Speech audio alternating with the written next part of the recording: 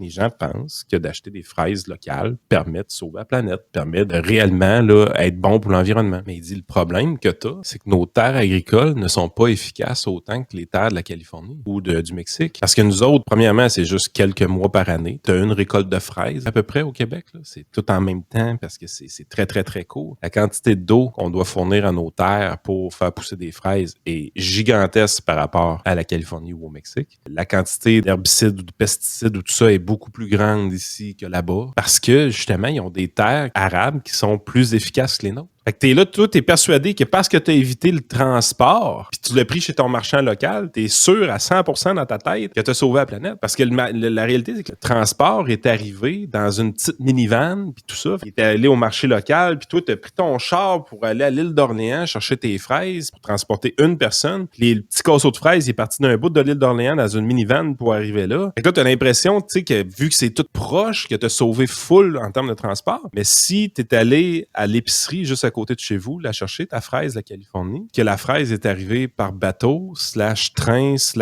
/camion directement à l'épicerie, ben, par fraise, par unité, par casseau de fraise, tu as eu moins de dépenses énergétiques ou de gaz à effet de serre générés que si tu as été la chercher à l'île d'Orléans. Puis ça semble pas faire de sens dans notre tête, cette affaire-là. Mais c'est parce que la fraise qui est transportée sur le bateau, ben, j'ai des nouvelles pour toi. C'est affreux comment que ça a rien coûté là, pour la fraise. Il y a tellement de fraises dans le conteneur que ça n'a pas de sens. Comment ça coûte rien, comment ça produit aucun gaz à effet de serre pour l'unité comme telle que tu achètes. Versus déplacer ton casseau de fraises dans ton char. Tu sais, mettons, moi qui reste à Lévis, là, refaire mon allée de l'île d'Orléans jusqu'à chez nous, là, je veux dire, ce petit casseau de fraises-là dépensé plus en gaz à effet de serre que n'importe quelle fraise qui est sur un bateau. Là. Puis ça, on a de la misère à le concevoir parce qu'on oublie la folie des grandeurs un peu que ces porte-conteneurs-là amènent, là, mais c'est hallucinant. Quand vous commencez à comprendre ces trucs-là, commencez à penser un peu plus comme une entreprise puis comment que c'est une chaîne d'approvisionnement fonctionne. Christy, là, ça remet des affaires un peu en place puis tout, mais tu te rends compte que vous avez le droit de dire que les fraises du Québec goûtent meilleur. Ça, je vous donne la permission. Là. Vous avez entièrement la permission de dire ça, OK? Mais tout le reste, les fraises californiennes sont moins dures sur l'environnement puis c'est ça.